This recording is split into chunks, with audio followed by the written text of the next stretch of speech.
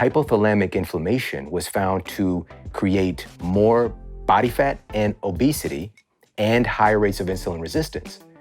And more body fat and insulin resistance was creating more inflammation in the hypothalamus. You see what I'm saying? So it's creating this vicious circle for people. And nobody's talking about dealing with the inflammation in our brains in order to heal our metabolism. Can inflammation be one of the leading causes why people are not losing weight? Oh man, this is such a great question and such an important part of the conversation, because if we look at the typical modalities of what we're taught to do in order to lose weight, and you look at our society right now we have somewhere in the ballpark about 250 million Americans are overweight or obese. And millions, tens of millions of people are on diets right now trying to get this thing figured out. And they're following this conventional playbook, but oftentimes finding themselves not only not losing weight or struggling to lose weight, but oftentimes gaining more weight. And a big part of the equation that's left out that might be the biggest controlling factor is inflammation, and I'll tell you why. So researchers at Albert Einstein College of Medicine, they did this really fascinating study, and they determined that there's this really powerful, profound association with inflammation in the brain and obesity, all right? So what they found was that essentially, and let me be very specific about this, hypothalamic inflammation, right? So the hypothalamus is often considered to be like the kind of master gland in the brain. The pituitary, they pass it back and forth, the king and queen, right? But the hypothalamus is controlling a lot of what's going on with your metabolism. And downstream, of course, is connected to your thyroid as well. So it's on that superhighway. And so hypothalamic inflammation was found to create more body fat and obesity and higher rates of insulin resistance. And more body fat and insulin resistance was creating more inflammation in the hypothalamus. You see what I'm saying? So it's creating this vicious circle for people. And nobody's talking about dealing with the inflammation in our brains in order to heal our metabolism. So it's essentially because your brain, and this was from researchers at Yale, they determined that essentially your brain is in this constant contact with your gut. You know, we know about the gut-brain connection. The vagus nerve is very popular right now, right? But there's a lot more connective pathways.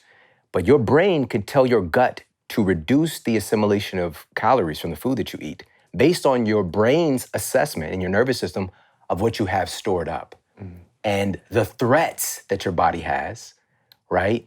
So it might make your body, in essence, in one modality, if you're facing chronic stress, a kind of fight or flight response or a fear-generated response. Hey, I don't know when this next meal is going to come. I need to hang on or absorb as much as I can and tuck this away and make it hard to lose, right? Just based on our perception and on our exposures. So again, this is a really important part of the conversation, but this leads to what we could talk about, which is we know that body fat and insulin resistance creates more inflammation in the brain, absolutely. But what are some of the other contributing factors to brain inflammation that's causing all these downstream problems? And what are some of the things we could do about it? And that's what I really want to get into, because you're talking about, and we know, okay, the body fat, even the cycle, without people understanding, okay, wait, hold on. If I'm carrying extra weight, that's causing inflammation in itself, disrupting my brain. And then you're talking about the way that you said it, the highway, the superhighway past the thyroid, it's affecting the thyroid, full body inflammation. But what else? Well, okay, so when we think about the brain and the gut, some of us know, okay, yeah, you know, you might just be eating a crappy diet, processed foods, that's gonna affect your brain. What else are you finding in your research and what you're putting out there that is really having an effect on our brain and hence downstream weight loss? Yeah. So again, this is the HPA axis, right? The hypothalamic pituitary adrenal axis. And along that superhighway, we have the gut interaction, we have the thyroid, we have, you know, so many different things that are going on. Even our heart is kind of extending off from that, and people don't talk about that as well.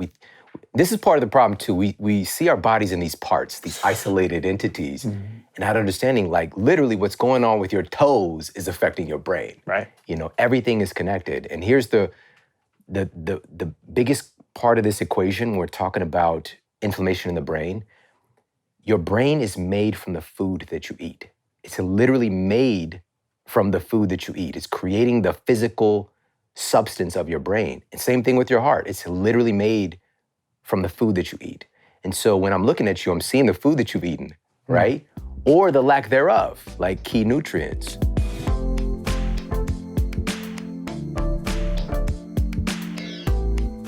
All right, everyone, I want to talk about Birch Living. This is a partner we've been working with for so long. It is the OG partner at Heal Thyself, and I love them. Sleep is so important for me. You know it. I'm excited to talk about Birch on the show because it is the best premium mattress in a box company out there. It makes mattresses and sleep products that are stylish, comfortable, and environmentally conscious. They have organic, non-toxic mattresses that are made right here in the US. And you know, it's super important for me to choose a mattress that is made with organic and natural materials. Why? Because I could sleep comfortably knowing I'm not being exposed to harmful off-gassing from manufacturing processes, and that they have a Green Guard Gold certification. This is protecting me from thousands of volatile chemicals that we're sleeping on in conventional beds for the life of the bed, not only when the smell goes away. This is a problem, especially for us and our children. Having a clean bed is probably my number one recommendation at this point for your home and detoxifying your home. It's a number one investment for your health and your home air. So I've had my Birch natural mattress for about 1.5 years now, and I love it. What I love most is how breathable it is at night, how cool it is at night, how I'm not sweating into the bed, how supportive it is for my pressure points so I'm not waking up sore or tight. And it's allergen and mildew resistant and made of raw materials that are sourced straight from nature. Here's the best part. With a Birch mattress, you get a 100-night sleep trial along with a 25-year warranty. So if it makes you nervous to buy something that you haven't tried as an investment, you get more than 3 months to make sure you love it. If you don't, they're gonna come pick it up from you for a full refund, no questions asked. The best part about this all is it delivers right to your front door, free within the United States. It comes rolled up in a box, easy to set up yourself. You cut it open, it folds open. I love my Birch mattress, I really do. And I think you will too. If you're looking for a new bed, check out Birch. You can click the link below or go to birchliving.com/healthyself. You're gonna get $400 off of your mattress plus 2 free pillows.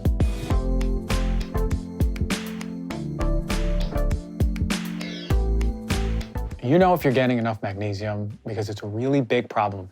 Magnesium is essential. You know, I did 2 whole shows on magnesium over the span of Heal Thyself because it is so important to our body. Over 600 biochemical reactions are due to magnesium pushing that process. Now today I want to talk to you about the most common signs to look for to indicate you could be magnesium deficient. So here we go. If you're irritable, anxious, this is a big one, struggling with insomnia, having issues falling asleep, staying asleep. Another big one, muscle cramps or twitches. A lot of people say, oh, Dr. G, my eye is twitching, my muscle's really tight. High blood pressure, constipation. There are dozens of symptoms for magnesium deficiency, and it's because it's a systemic mineral. It's utilized all over the body. Now, here's what most people don't know. Taking any magnesium supplement right off the shelf won't solve all the problems because most are using the cheapest kinds of magnesium for your body, and they're not absorbing. This is why I always recommend my favorite one across the board. A lot of my friends are using it because I put them on it. Magnesium Breakthrough. It's the only full spectrum magnesium supplement, and it's got 7 unique forms of magnesium that your body can actually use to absorb all of the magnesium that it needs. So here's the best part. The makers of Magnesium Breakthrough, Biooptimizers, they're having a special Black Friday special offer. For November 21st to the 29th, you can get not only Magnesium Breakthrough, but all of the Biooptimizers' best-in-class products with 25% off. Just go to www.biooptimizers.com/DRG, enter the code DRG10, and you get 25% off of any order. All Biooptimizer supplements are the best of the best. So if for some reason you feel differently, you're gonna get a full refund, no questions asked. They're very confident, so confident that they offer a 365-day money-back guarantee. You're gonna love it. Now, if you hear this late, it's past Black Friday, and you missed that special offer, don't worry. There's always going to be a 10% off code for you all, the Heal Thyself listeners. It's DRG10. But I highly suggest don't miss that November 29th deadline for the Black Friday sale. Go to www.biooptimizers.com/DRG. The code is DRG10.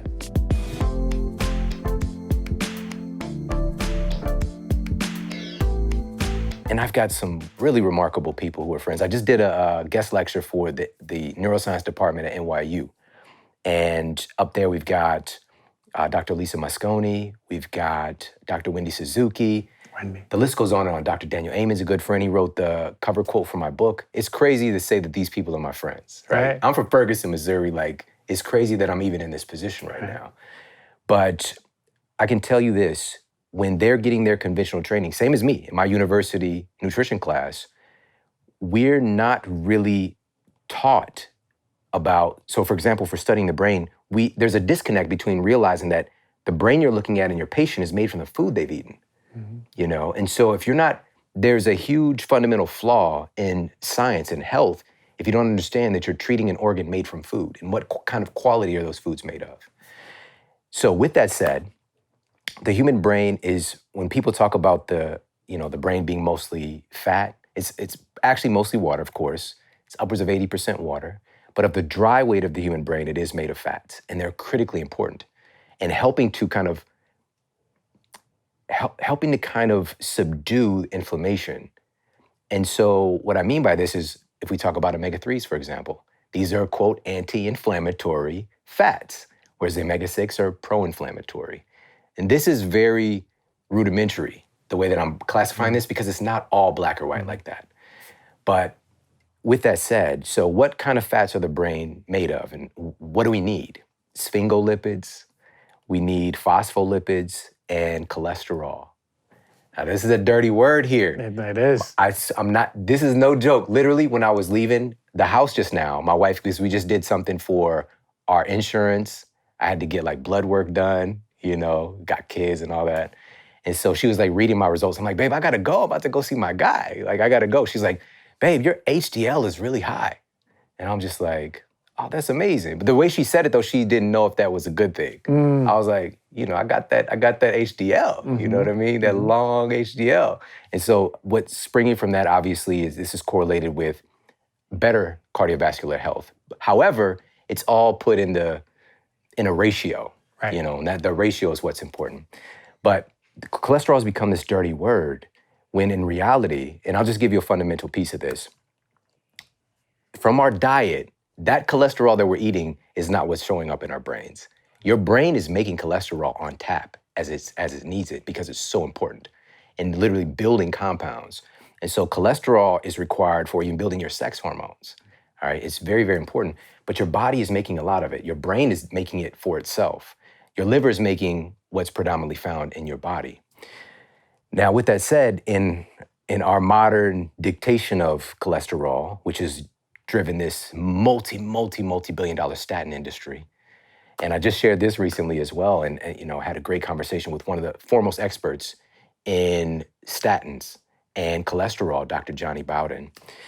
And this paper just came out, and it's this huge meta-analysis finding that essentially statins are not appropriate for people who are on a low carbohydrate diet. There's no benefit whatsoever, and increased risk when taking a statin because, according to their data, taking a statin can increase your risk of developing diabetes by upwards, somewhere in the ballpark of 30%. Observational data, it was like 18 to 99% increased incidence, and then like clinical trial data, upwards of about 20%. And so understanding these pieces, now what makes it a dirty word is LDL and HDL, right? And so when I say high density lipoprotein, low density lipoprotein, I didn't say cholesterol with either of those terms because they're carriers, all right? So these are kind of like the cars that cholesterol is driving in. But one car is the bad car, right? This is the Joker mobile, and HDL is the Batmobile, right? But in reality, since the dawn of humanity, we've been making LDL because it has a critical role in our health. And so to villainize one form of a carrier that your body naturally creates to drive functions in our body is so ignorant. But again, if you can create that dichotomy, you can create a drug for it, right? And what it does is it intervenes in a process of cholesterol creation that also is involved in the creation of things like CoQ10. Right? Which is protective of your cardiovascular system. And this is why we see long-term data, and this is what the study found, and I can give you the link for you guys to put in the show notes.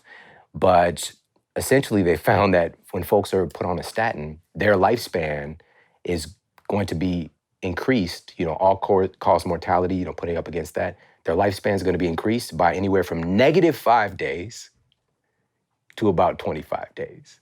Okay. That is how much life you get when you're on a statin. That is supposedly protecting you from the #1 cause of death in the United States, right? And so there's something not adding up here. And you take this drug for 10 years because your doctor said, you need a statin, you have high cholesterol. You get these side effects, the cognitive decline, the increased insulin resistance, all these lower quality of life for those 10 years. And then you get an extra 10 days or again, as little as -5 days, right? Something's not adding up here. But all the while, you're just putting this into the pockets of this industry that at this point, it's primarily profiting from the suffering of our citizens. And so, but just to bring this all back to the point with, the brain, and are there anything in particular that's driving this inflammation? It's number one, it's a lack of its building blocks. So things that help to modulate inflammation, like omega-3s. And we could talk more about this. This is so important in this conversation because one of the studies that I put in my latest book, Eat Smarter, was looking at folks who had the lowest intake of omega-3 fatty acids had the highest rate of brain shrinkage, right? And your brain is very good at not metabolizing itself. And so, like, when we would be in a state of famine, if your brain was to eat itself, that would not be something that would help to drive evolution. So your body's very good at that. However, these nutrients are so important because they're required to build your brain cells, essentially, or to protect them, because they're needed for signal transduction, for repair, all these things. So deficiency in omega-3s, that's one of the key ingredients here. And incredibly high intake of omega-6s, that's a problem, driving inflammation. And also, and this is the last part I'll share on this particular note, is our intake of sugar, right? So here's the crazy thing. So your brain is primarily made of fat. Not too far from that is proteins, amino acids. So the difference here is not that much. Then minerals, carbohydrates, very little. Your brain is not storing very much carbohydrates. Like, I'm talking a fraction of a percent, because it's so active. It's using all that, right? And it has these gates, these sugar gates that allow sugar in droves. And in some of the research, and also in conversation with Dr. Daniel Amen, we've really kind of zeroed in any given meal, your brain is going to confiscate. It can confiscate up to 50% of the sugar you bring in any meal. Halloween just passed as of this recording. So your brain, because of evolution, it's always reaching and grabbing for sugar that comes in to drive functions, right? And so your brain, even though it's only about 2% of your body's mass, it is consuming about 25% of your caloric intake. It's crazy. Like, it's such a metabolically active organ, and it makes sense. Michio Kaku said it's the most complicated object in the known universe. Powerful stuff, man. It's like that modern day Einstein, like, to say something like that, but it requires a lot of energy. And so, but also there's highly combustible, like flash in the pan energy, then there's more sustainable energy, right? And so not storing carbohydrates, but yet burning so much of it, if it's accessible because you're putting that into your system, that's one of those drivers. The metabolic waste from processing so much sugar is just tearing things apart in our brains. And that's what we're seeing too with Alzheimer's, right? Alzheimer's is also known to be type 3 diabetes, is the name that scientists are using for it. And it's essentially this generation of insulin resistance in the brain, right? Because these glycolytic processes, like, so much is happening that your brain starts to tamper down, right? And stops using it because it's literally tearing your brain apart from the inside out. And so, so those are some of the big things: nutrient deficiencies and the things that the brain is made of, and sustainable energy, and also our crazy intake of sugar today. And crazy intake. I remember we were talking a little bit about sugar the last episode that we had. It's ungodly how much we eat sugar and how much it's hidden in our food system. So we think we're not even eating sugar because we're, maybe going low fat or something, but there's sugar in there. And to understand then, the body is utilizing that sugar, but it's sort of like that fast fuel, and the combustible, as the word you use, the byproducts are just wearing it down over the years. It's funny, when we think about it, it's like people go for the sugar when they want their brain. I remember when I was in school, I was like, okay, I'm studying. I'm kind of like, it's like 3 a.m. I need something to hit me. So I just like maybe drink a coffee with a lot of sugar, and I'll be buzzing. But people get used to this and they think it's food for their brain. On the contrary, you're saying that we need those essential fats to stay away from the inflammatory ones. So in the context of all this, what does a healthy brain diet even look like then for people viewing and listening? That's a great question. And so I'm coming into this. I love talking with you, man. And also just being able to have these conversations, because if we're going to be able to connect with people today, we have to be able to check our own biases, and we have to be able to, lean into what our ancestors did to help us to get here. And so I'm coming into this, I don't have a dog in the fight. Like, I don't care if a particular food is great for the brain or not. I'm going on what the data says and also what history has shown. And one of the things that I just couldn't believe it. I could not believe how incredible it was for the brain is olive oil, And so, but then again, it makes sense. It's been utilized for thousands of years.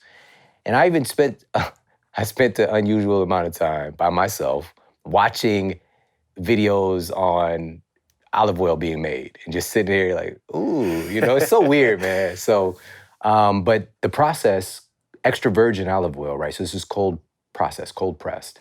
It's literally just pressing the olives and you got the oil, right? You can get it filtered, that kind of thing. That's it. Now, with that said, researchers at Auburn University found that olive oil is one of the few substances that have ever been studied that's able to help to reduce brain inflammation, number one, and to help to repair the blood-brain barrier, which the blood-brain barrier is getting degraded and broken down via all of our sugar intake and also toxicants in our environment, right? So all these abnormal exposures that we have. This substance, for whatever reason, helps to repair that. Like, that's crazy. There's such a resonance with our human DNA. And I don't care, but it is what it is. And so that's one of those foods, if we're talking about a brain healthy diet, it's gonna include olive oil for sure, for sure. And so how do we go about using it though is a question too. Right. Because there are companies who put olive oil in these big plastic jugs, right? Traditionally, and for the most part, you're gonna find it bottled in dark glass because it's also photosensitive, right? So olive oil is not just sensitive, it's sensitive to light, right? So heat and light can degrade the oil and create rancidity. And so it has to be protected. Now leans into the question, well, then does that mean I can't cook with it? I'm not saying that, all right? You can, but from my perspective, it would be low temperature cooking. And often traditionally is used to finish dishes, like drizzle them on at the end, use it to make salad dressings, you put it on some sourdough bread, that kind of thing, right? It's not typically something that you're going to do a lot of cooking with. When we're talking about cooking, you need something that's more stable, that's not going to oxidize, and you're just consuming all of this, these kind of reactive oxygen species and creating inflammation in your body because you're eating oils that are degraded. It's one of the worst things you could do. I was talking with my friend, she's so brilliant, Dr. Kate Shanahan. And recently, being in LA now, she worked with the Lakers for several years and actually got Kobe Bryant, in his healing process after he tore his Achilles, so every time he would travel, he'd go to the hotels, she got him onto bone broth, the collagen and all these minerals and all these things. And so even when he traveled, he's making sure that if he's not bringing it along, he's getting, the stuff that Dr. Kate recommended. But she's been one of the big voices with these highly refined seed oils. So as I'm watching my olive oil videos, which is so weird that I'm saying this, I can't believe I'm sitting up here watching this stuff for entertainment. But you can put on a video, and I encourage folks to go to YouTube and watch how canola oil is made. Mm-hmm. Woo! I've seen that. Man, I've seen that one. It's a dirty video. It's a whole different kind of, Yeah. you know what I'm saying? I'm having my, my kind of light and fluffy, beauty, experience watching olive oil being made. Then I'm watching this, grimy, gritty crime documentary. Right? And so it's so unusual because the amount of processing that needs to be done to extract something from, say, corn oil, right, or canola oil, it's such an intensive process because you get so little, number one. Number two, for it to be extracted, we're going to need high heat processing. We're also going to need solvents, things to help to pull it out.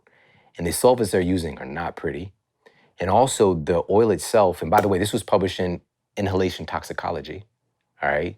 There's journals for everything, by the way. I know, I've seen it. This is the journal that's dedicated to inhalation toxicology, right? And they found that just smelling canola oil during cooking can damage your DNA.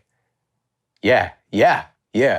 So quote, vegetable oil, right? Let's just make it clear. So this is corn oil, soy oil, canola oil combination. And I remember when my mom started getting vegetable oil because she thought it was healthier. It said vegetable on it. And that's such a nefarious act to do something like that.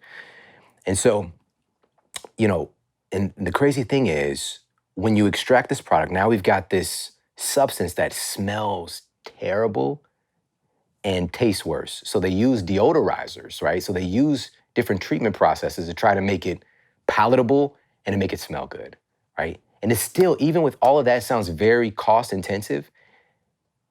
By doing it at scale and making it so that even when you go to Whole Foods and you go to the hot bar and the shit is cooked in canola oil, they make it so widespread that they're making a killing.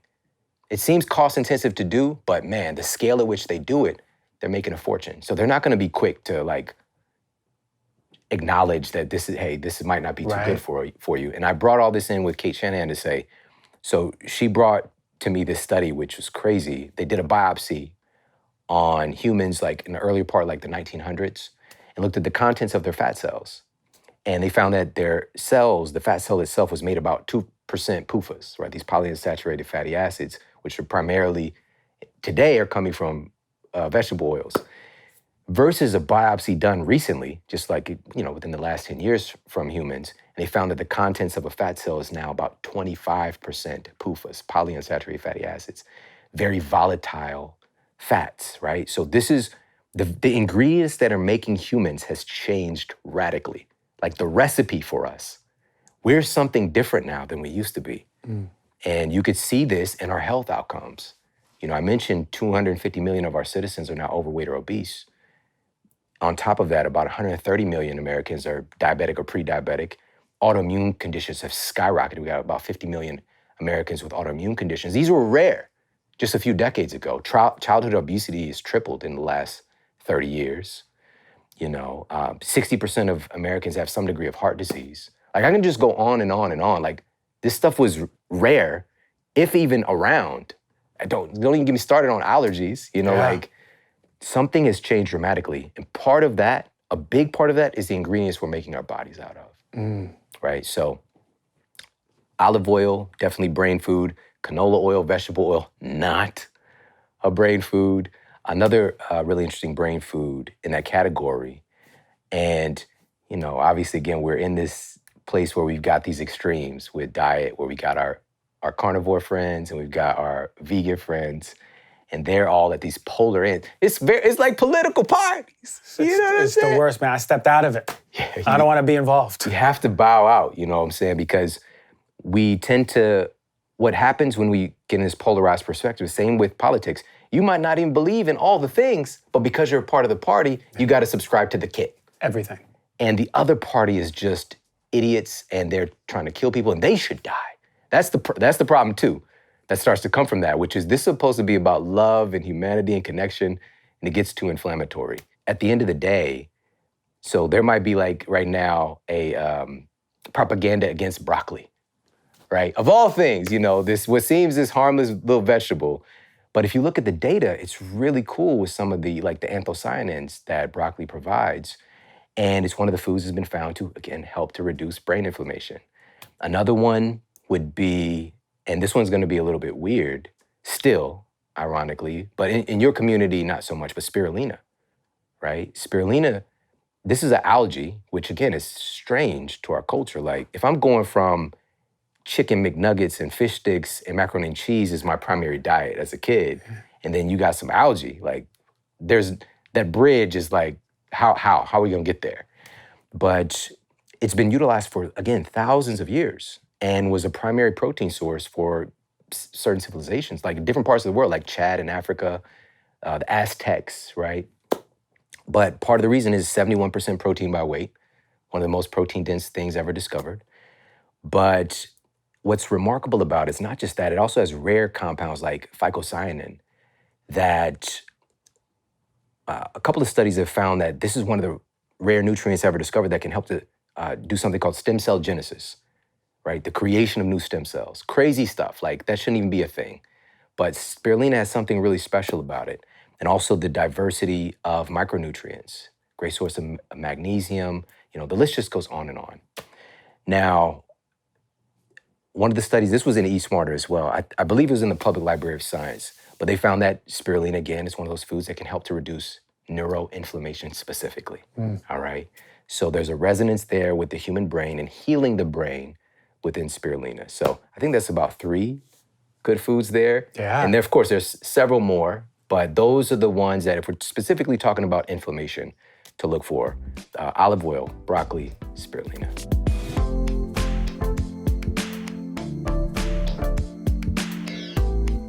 So one of the newest, hottest supplements out there, one that ain't no one talking about just yet, but it's MitoPure. And they have this supplement that just came out. It's on the market, and it supports something called mitophagy, right? And this is the flushing out of old, damaged mitochondria. And when I discovered this compound called urolithin A, I was talking at Expo West with the founder of MitoPure, and we were going all into the science about it. And I was super intrigued. It's derived from pomegranate, but it's very hard, nearly impossible to eat or drink enough pomegranates to get the scientifically proven therapeutic dose. So MitoPure from Timeline Nutrition comes in. And they've created 3 easy and delicious ways to get your daily dose of 500 milligrams of urolithin A in their product called MitoPure. But the one that I enjoy the most by far is the soft gels. They have these soft gels in a beautiful frosted case, and I take 2 a day. And it's amazing because what I find is it gives me clean energy. And that's different from a cup of coffee where you get a burst of energy, you're buzzing, you're going, and then you crash. What I notice with urolithin A is that I have a clean, sustained amount of energy right until about 2 hours before bed, and then I'm getting tired.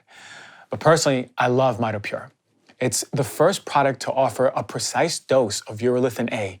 And this is important because it's upgrading your mitochondria. This is important because it's helping with your energy and muscle endurance. So if you're moving and working out, they did double-blind studies on this, very well researched, showing that it helps your muscle endurance. So if you're working out, this is essential. If you need more energy, this is essential. If you're over 30, when your mitochondrial function starts going down, this is an essential product. I take it every day. Timeline is offering 10% off of your first order of MitoPure.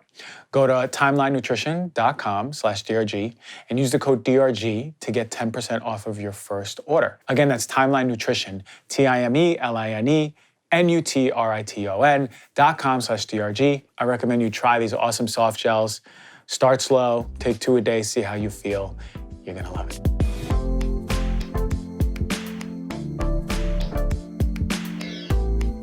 You know that I'm not a fan of my house smelling like strong chemicals.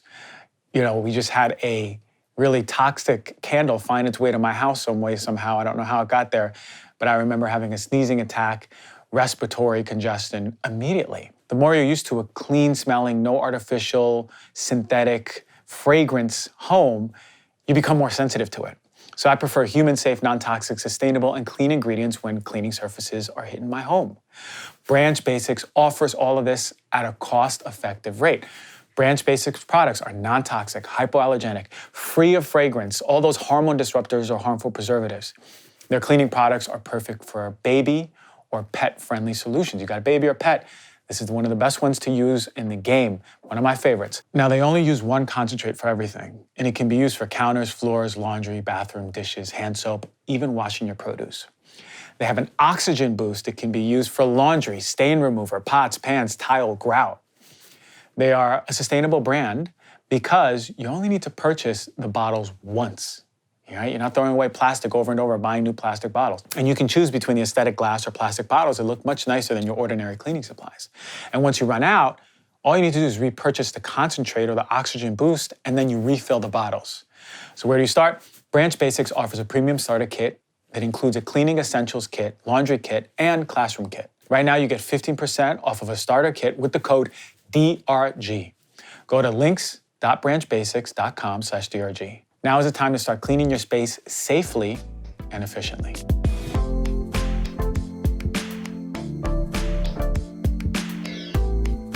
It's funny because not a lot of us think about spirulina from that part. The latter part is like, oh yeah, I heard about that one. I know a lot of vegans like it, Yeah. But really, you can get good quality spirulina, right? You just go to Whole Foods, even has pretty good quality spirulina. Stay away from the ones that are really, they're not sourced properly, or they're growing them in vats and in a different country, poor quality. But we'll look into that, and I'll talk a little bit more about that myself. But I love that you talked about the seed oils. I love that, there's a lot of, I can think of one particular cardiologist on Instagram who's so pro canola oil, saying, no, what are you talking about? Like, it is not going to raise inflammation in the body. I talk about the processing. I don't even talk about the GMOs at that point, the glyphosate. But she just champions all the seed oils. And there's a lot of controversy. How do you feel about some people saying, no, you know what, like, that's all bullshit. Seed oils are fine, versus like what a lot of us who are looking at everything saying, no, actually seed oils not only affect your brain, your gut overall, inflammation overall. What do you find that people are championing seed oils with? Why are they saying they're so good? Man, I love this. I love this so much. This is bringing up such an important revelation for everybody today, which is, today, you can find data to affirm just about any perspective, especially when it comes to diet. So please understand that. What we have to do is check our biases and look at what does the majority of our data show, number one. And number two, being able to, if you want to be a researcher, you have to be able to develop the ability to discern high quality data versus low quality data, right? And so for me, I'm coming into it, I'm aware of my biases, which I do have a bias towards what have humans been doing the longest. I think it's a logical bias, and it just does. I get a red flag when something new comes up, and it's just like, oh, this new thing, canola oil, we just invented, last week. My guy Vinny at the lab came up with this shit, right? Some new food product, so pervasive in the human diet, just in the last couple of decades, never existed before in our evolution. A red flag is gonna come up. But I have to check my bias and be open to it being something. Maybe we found something that's going to unlock superpowers. Like, I just crossed my 20th year in this field. All right, and it was actually this past month in October. Congrats. And thank you, man. And thank you. And so, but through that process, we go through phases. If you're really about that life, if you're really dedicated to excellence in this field, you're going to go through a phase of being dogmatic, and your way is the right way. Right? I went through that. Fortunately, I went through that very early on in my career, and also working as a nutritionist and being somebody who's responsible for people's, for even businesses, like, which is crazy to say this now, but like one of these top banks would bring me in like as a wellness professional to like work with their team, all this stuff. But being responsible, because truly I'm telling people what to make their tissues out of. People don't get that. It's such a huge gift and responsibility when you're in that position. And so having this like opportunity to see this, I go through that phase of dogma, and then I realize that, you know what? Everybody is different. Every single human being. No two people have ever had the same diabetes ever in the history of humanity. We have a unique microbial fingerprint. Like even identical twins, their microbiomes can be radically different. And so like there's this great data set actually from researchers in St. Louis, where I'm from, of twins, right? So like St. Louis University, and looking at how if, identical twins, they're the same. These are double eggers, you know what I mean? Like you can't get more similar. But looking at their microbiome, seeing a ratio of more kind of dysbiotic bacteria, or even we'll just say a certain class, like firmicutes, right? Versus bacteroidetes. So bacteroidetes is more associated with healthy body composition, insulin sensitivity, or firmicutes are associated with obesity, insulin resistance. High ratio firmicutes in identical twins, that twin is going to be overweight versus his identical counterpart who doesn't have that ratio, right? And so we're all so unique. And so bringing this back to the point of, as we're doing this, we evolve and we get to this place to be able to check our biases and realize that we're all unique and we all have different needs, and even that changes. And so giving ourselves permission, I started to just empower my clients when they would come in. Of course, if they're coming in and they got diabetes, I'd help them for the first time they might have had diabetes for 10 years, 20 years. They're on metformin, insulin. Not once has anybody taken the time to tell them what the fuck diabetes is. How did it happen? So I would literally, I had my, my dry erase board, and I'd show them, I had this diagram at the pancreas, and I'm like, so we have these beta cells and alpha cells, and I'm educating this. But I went to a traditional university, and I was miseducated, right? Miseducation of Lord Hill, not specifically a word, but I was miseducated. And there was a disconnect. So I'm being taught this stuff in biology, right? In this nutritional science class that still didn't really have any relevance to me as a person, right? And so what I did was I went on my struggles and the pain I went through, and I pulled from that to why didn't I care? Why didn't I perform in my life like my health mattered? Why did I neglect things? It's because I just wasn't taught in a way that made sense. So knowing that, I made it magical. And I could see their eyes light up. And they're like, oh, that's it? That's how it works? And we can reverse engineer it, right? And so, but each person is different too. It's kind of again, very similar framework, but when it boils down to it, even though they might know the actions, for that person, their story, what's driving them towards the behavior that manifests this condition could be, their stresses within their family construct, right? This could be trauma they went through when they were a child, right? This could be feelings of not being worthy, and deserving of health, or feelings of learned helplessness that they've developed because they've been trying so many things, right? And so that's where it really comes to, is that uniqueness in our messaging. And just to circle back to this craziness today, which is beautiful, but it's still the wild, wild west, when we're getting data on, this thing versus this thing. And in this conversation with canola oil, so we got some researchers who were like, that's ridiculous. Canola oil is this wonderful new invention. I'll put a little emphasis on that still, because that's my bias.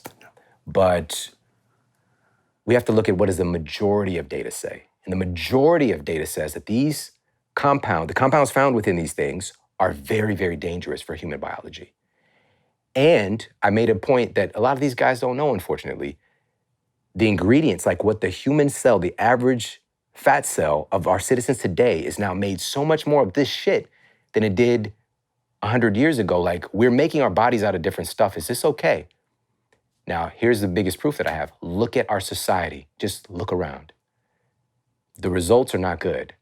The change that's happened in our diet, clearly something is awry. And they could point the finger at, again, a lot of things. Again, sugar and alcohol, intoxicants, and all these different things. But truly, if you look at the majority of data with these pro-inflammatory fats, this omega-6 kind of dominant seed oil category, we have to just be more cautious at this point, at least. At least come into this with caution.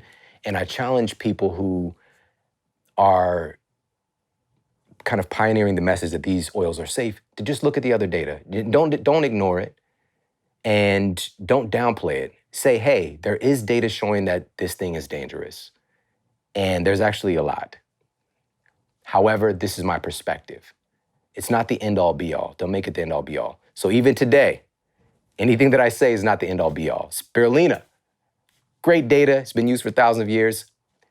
I don't know. It might cause your, eyebrows to turn upside down or something. You know what I'm saying?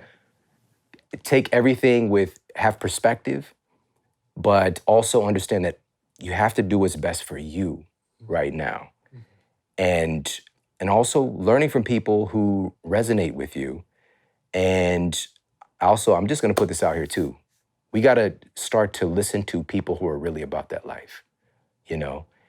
If this person is telling you how good canola oil is, and they're visually, you can see they're not really that I don't want to look like that. I don't want to be in that state that they're in. Just be able to we got to use our senses. Be sensible, And this isn't about some superficial vanity metric, because we're talking about metabolic health. Is this person metabolically healthy? And your eyes don't lie to you. So when we're seeing a state where we're, oh man, I just talked to my auntie Janet. She just texted me. She's turned 78, and she's been such a light in my life. Such a light in my life, and it brought me back to how many people we've lost. She's outlived, and I didn't know my auntie was listening to my podcast. And I didn't know that she because initially when we talked a few years ago, she was having trouble sleeping. And she read my book. My auntie read my book. And she sent me a message. She was just like, I love you so much. I just wanted to let you know that I'm sleeping through the night now, and I'm watching you, and I'm so proud of you, and all these things, man. I about started bawling, in this parking lot. I was going to this hyperbaric chamber, which is crazy. Like, even see, this whole sentence structure is just weird. You know what I'm saying? So, to hear that aspect, but then to know all the people we lost, because about 90% of our family members, including my auntie Janet, obese. I grew up in this, in the Black church community growing up, because, she's very big, in the church, and just how many people have passed away, all right, including her sister recently, her younger sister. And so, man, it's just been tough to be able to witness this, to see and to accept, to normalize a state where we're not well and we're a ticking time bomb. Because I don't care. We're not talking about being this superficial metric of this one size fits all and people being, excessively thin or whatever the case might be. We're talking about you being healthy, right? And if that means you're thicker than a Snicker, but you have good metabolic health, man, so be it. That's beautiful. But if we're venturing into a state of being overweight or obese, and we can see your biomarkers for, like, now you have a 50% increased risk of having a stroke, we got to do something about that. Let's keep you safe. Mm-hmm. Let's keep you safe and happy so that you can be here for your family members. And I'm so grateful that my auntie Jen is still here with me. Very powerful, man, because I know what it feels like to have a loved one reach out who, when you least expect it, go, hey, I've been listening to your show, or I've been while reading your book. Feels really nice because you know that your impact is in the most inner circle of your life. Yeah. And in many ways, you've extended her life just by you being you.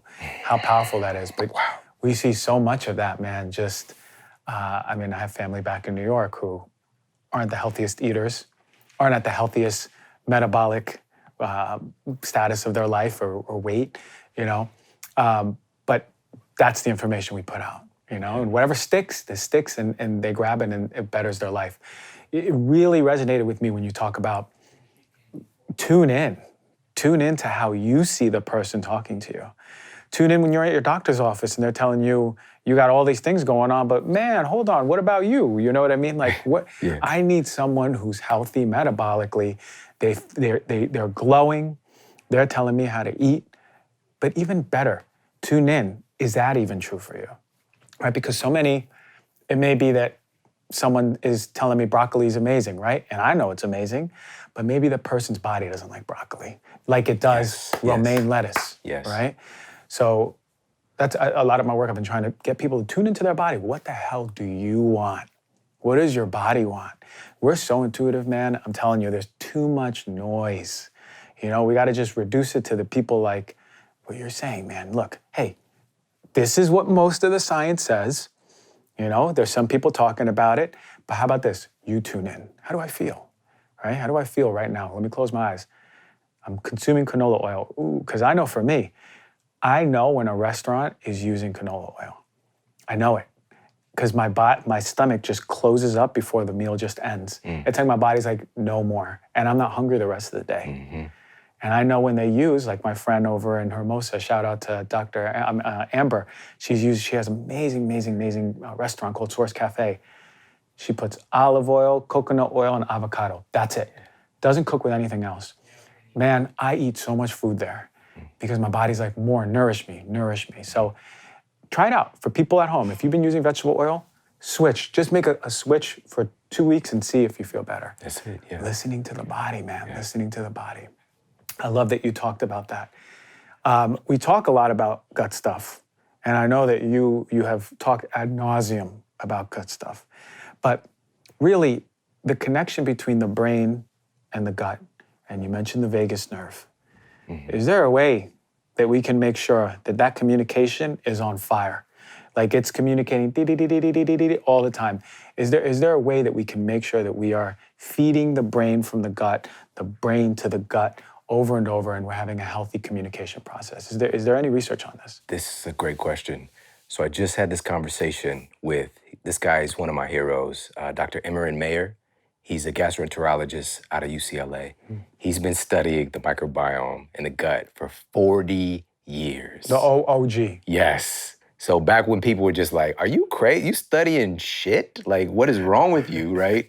And he's just like, no, shit is the future, you know? He was right. He's like, shit is the shit. He's like, you need to get on this shit. So, you know, being able to have these conversations with somebody like him is super powerful. And he's also been bringing about this message of the gut immune connection, the gut brain connection, because you just kind of start to see that articulated in his work over the years. And one of the things that we just talked about, which was so fascinating, because with the gut brain connection, you know, this feelings of what we call like, quote, gut feelings, there's such a breadth of scientific backing of that. And for example, with stress being a catalyst for the development of things like ulcers, for example, or gastric reflux, or, you know, this generated thing where stress is making abnormalities take place in our gut. Let's just put it like that. So one of the things that he shared with me is that, and this used to be actually not a normal procedure, but it definitely was more normal than it is today. If somebody was experiencing gastrointestinal distress and the physician could kind of see maybe this is related to stress, they would cut the vagus nerve and instantly end their gastrointestinal distress. It would just stop. Cured them, right? However, what is the cost of doing business like that, right? But that, for me, it just like really helped me to visualize just how much our thoughts are affecting what's happening in our gut, right? But it's also vice versa. Because here's the problem with that procedure is that we know that at least 75% of the data happening on that superhighway with the vagus nerve is the gut informing the brain on what to do, what's going on. And so the brain is the governing entity that's determining system-wide what the body's gonna do based on that data it's getting from the gut, right? And so if we cut that communication, we're cutting that person's, not just their lifespan, but their health span, because there's gonna be so many processes that are gonna be discombobulated. Everything's gonna be out of sync now. And so with that said, aside from cutting your vagus nerve, like what can we do to better inform and improve that information superhighway? I just talked about one of the big culprits here in a breakdown is stress.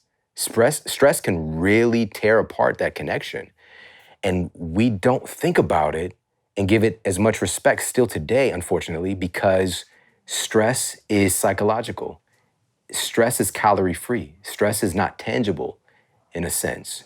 However, some recent research, and again, I can give you everybody the link for this one, but there was this meta-analysis done, and the researchers concluded that upwards of 80% of physician visits today are for stress-related illnesses, right?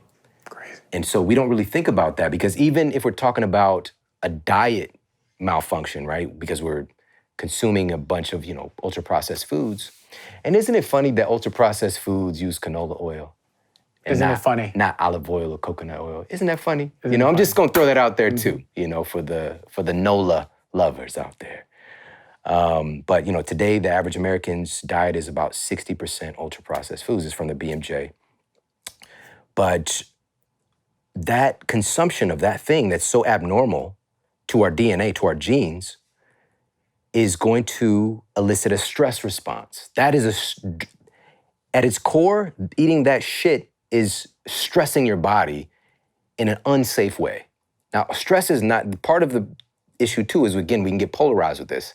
Stress is not all bad. We need stress. Everything, there's this ebb and flow in the body. We need stress to grow. We need stress to heal, right?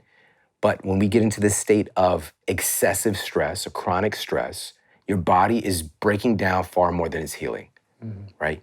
We need hormetic stressors, therapeutic stressors to make us better, right? So exercise, for example, is a great hormetic stressor when done in an effective dose, even small doses.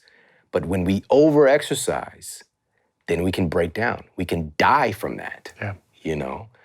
And now we'll just say, and hey, by the way, you're excessively exercising, but you're also eating well and you're getting great sleep. Guess what? That's all gonna manage. All good. You're gonna still be leaning towards growth. But if we're excessively exercising, stressed in our relationship, diet stress, sleep deprivation stress, system's gonna break down, period. And then when you go into your doctor, he's not gonna ask you about your fucking stress. He's gonna prescribe something. Right. You know, and that's the problem. It's not getting to the root cause of what symptom is manifesting, right? Because oftentimes it's due to something that you are doing or something you're exposed to. And we're superficially gonna give you a Band-Aid treatment instead of helping you to remove the cause. Now you become a cog in this machine, right? And we have this thing, you know, where we think we're living longer today. Well, just in the last few years, that process is now reversed. And this has been affirmed. Our lifespan was going up for, you know, since the beginning of this being tracked, but now it's reversed. And this is prior to COVID, by the way, just to be clear. So we're really the most recent generations are the first generations that are not going to outlive our predecessors, right? And I make the argument that we're not necessarily even living longer now, we're dying longer. Our health span is rapidly, dramatically depleted. And so we're just living out our days on a plethora of pharmaceutical meds and, you know, a healthy diet of, you know, television and processed foods and just kind of just staying around and not really being able to live life and enjoy life. That's what we really want. But the majority of our citizens are not empowered and taught how to do that. And so to answer that question in a roundabout way about what can we do to improve that connection, number one is always removing the cause of the dysfunction, right? And so if we're putting things into our microbiome, our gut bacteria, they're eating, all right? So many things about you as a whole being, your microbes are doing. Now, the thing is, we have trillions more microbes than we do human cells. And all of them have genes too. And so the latest estimates are somewhere around 99% of the genes that we carry are microbial genes, just if we're going gene for gene. We're not talking about the weight, the mass of a gene, right? Which is very, you know, even in that conversation, we're getting into more complex things that we don't understand yet.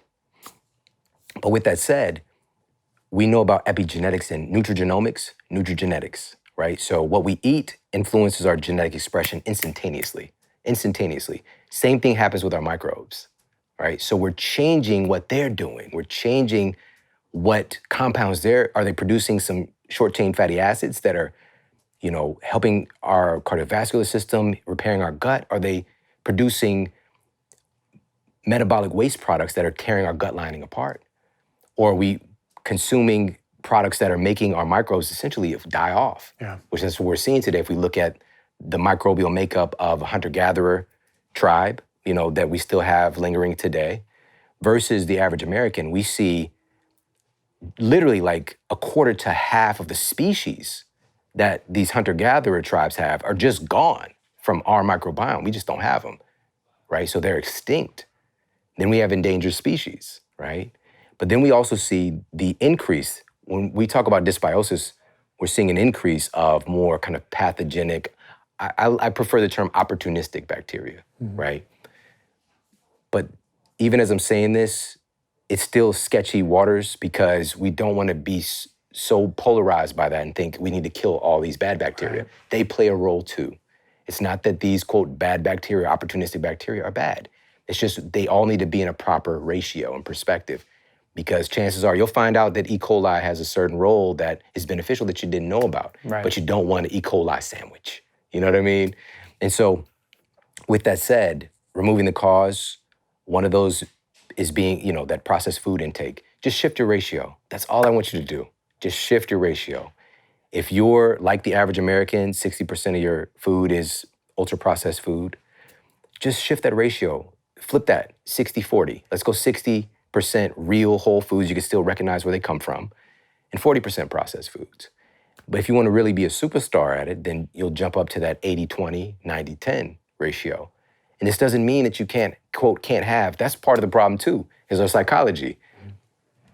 As a people, we don't like to be told what to do, right? And so as soon as we put that rule on ourselves that usually we get from someone else, our brains are craving freedom, even if it's a construct.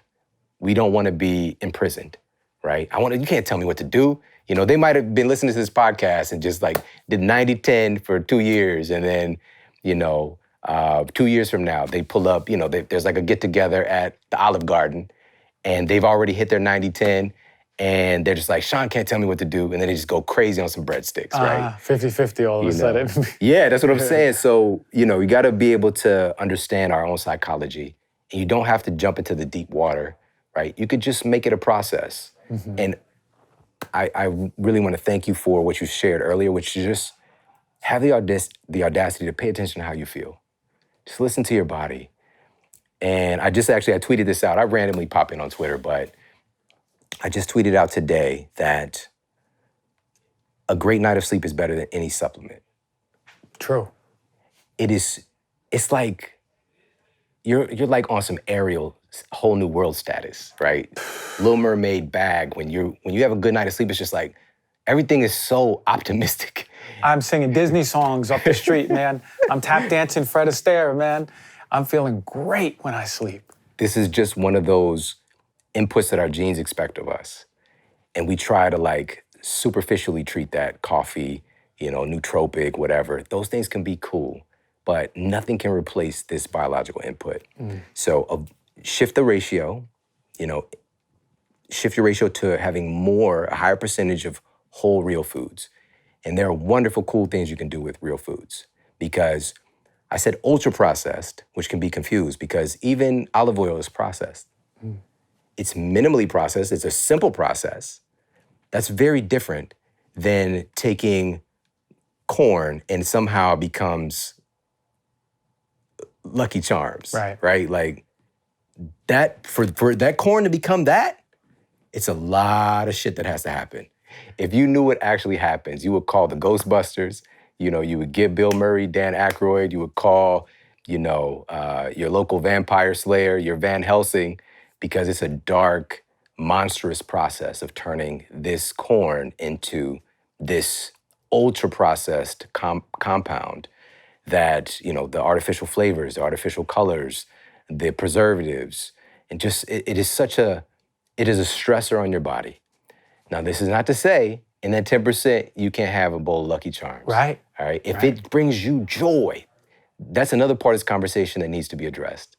Because within that stress equation, joy is a part of that too. Mm-hmm. Joy is such a powerful anti-stressor, right? A normalizer, a modulator, like that changes the chemistry of your body. Right. It makes you more resilient. The best time to eat that bowl of Lucky Charms is while you're feeling good.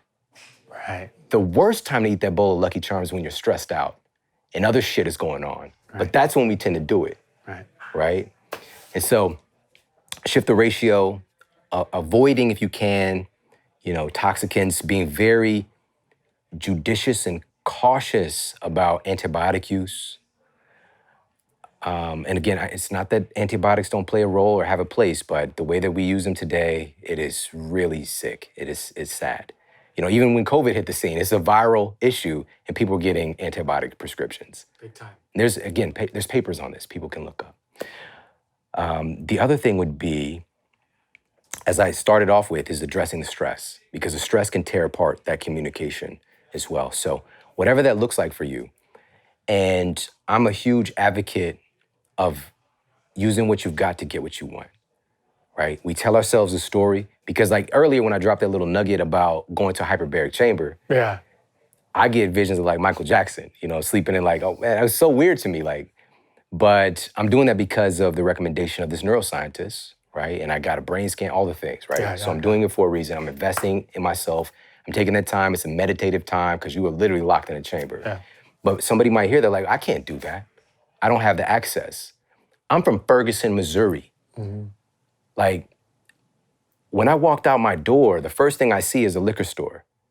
And then I'm inundated with like I didn't know what yoga was. Like that Right. wasn't a thing to me. I didn't know about meditation and, all of these different modalities. I had access to that in my room. I had access to that in my apartment. I had this vast, infinite universe within my own body. I had space right there. I could work out. There's these stories we tell ourselves, right? I'm the biggest advocate. I'm out here doing more to create top-down systems change than most anybody, because I know what it's like when I don't have access, when I don't have the privilege to be able to just like go to a whole. In St. Louis itself, there was one Whole Foods, right? In St. Louis as a whole, which is a Wow. major city. When I moved, there were 3, which I just moved like, 3 years ago. There were 3 Whole Foods, all right? Here in LA, you could literally throw a rock and hit one, right? So I didn't know what organic food was. I didn't know all these distinctions. Like all it was for me when I go out my door is just food, right? And the food that I was exposed to was food that was killing me and killing my family members, right? And so I'm a huge advocate of changing system-wide structure, but I'm also an advocate of our bottom-up change, in your ability to do something now. Despite your circumstances, we aren't just products of our environment, we're creators of our environment. Yeah. And so all I needed to know that it was possible. Like, and I know that this is in everybody.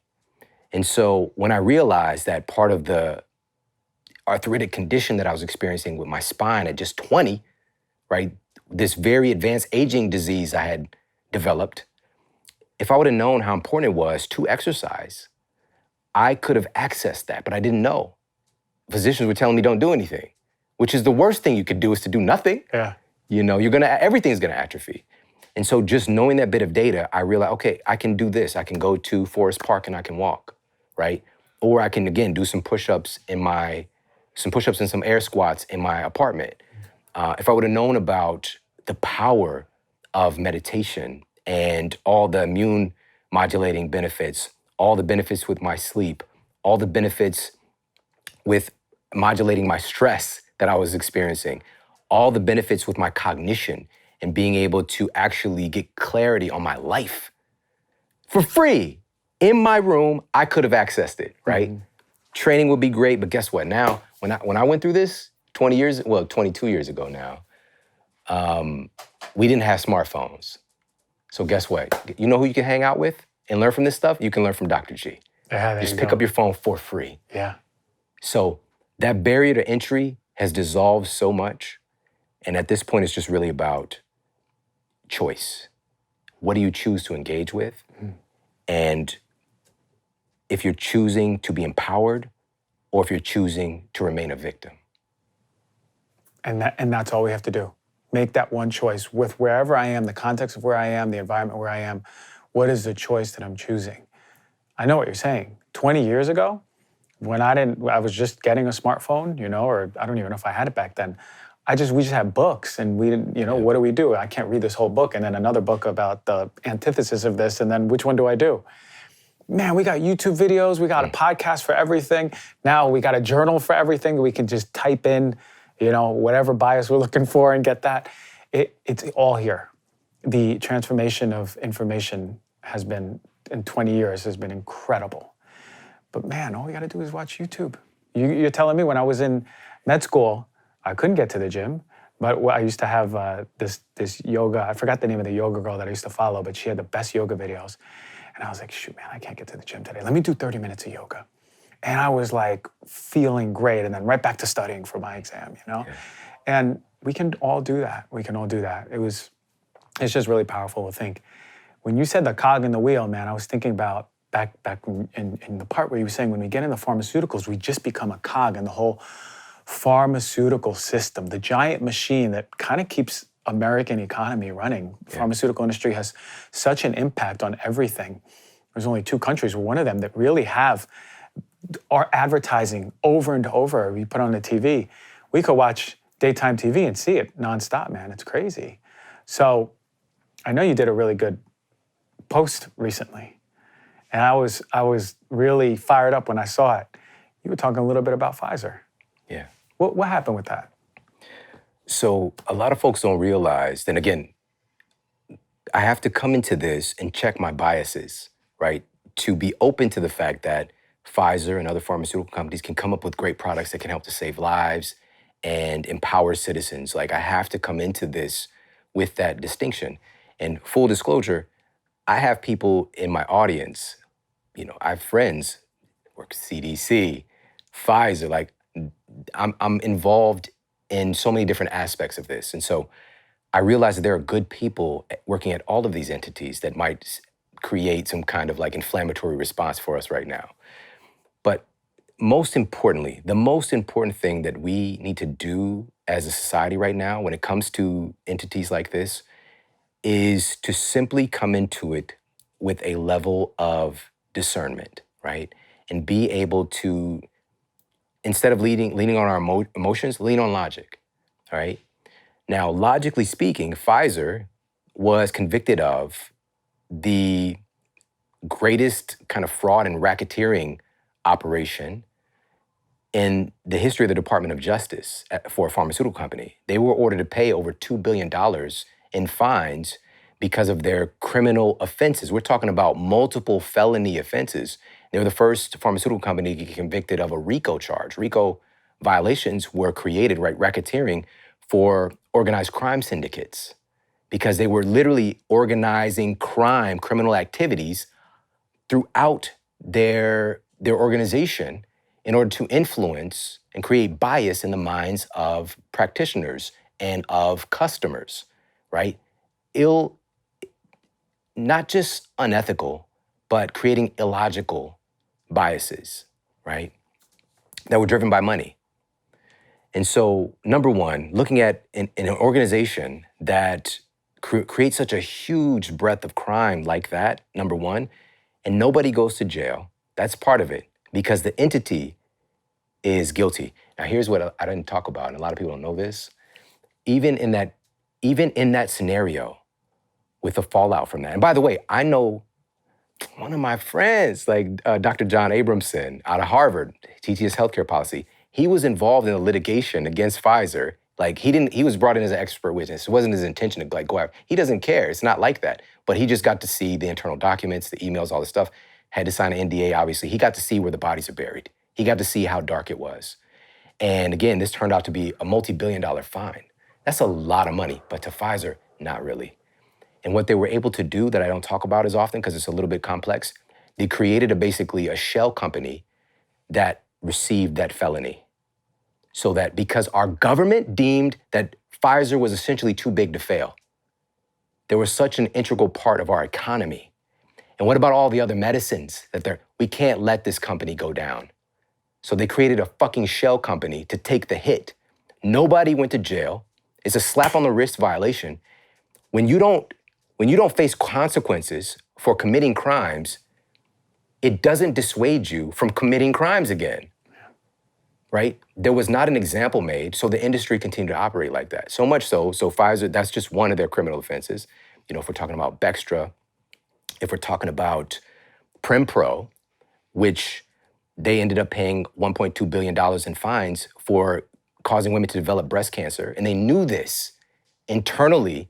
Again, internal documents again showed that this increased risk was there, but they still marketed the drug and they proactively hid its consequences, the side effects, and they made a shitload of money. Like, come on, again, this is just being logical. We need to come into this with skepticism, like, wait a minute, they've done some pretty fucked up things. Like, they were also convicted of illegally experimenting a new drug on children in Nigeria.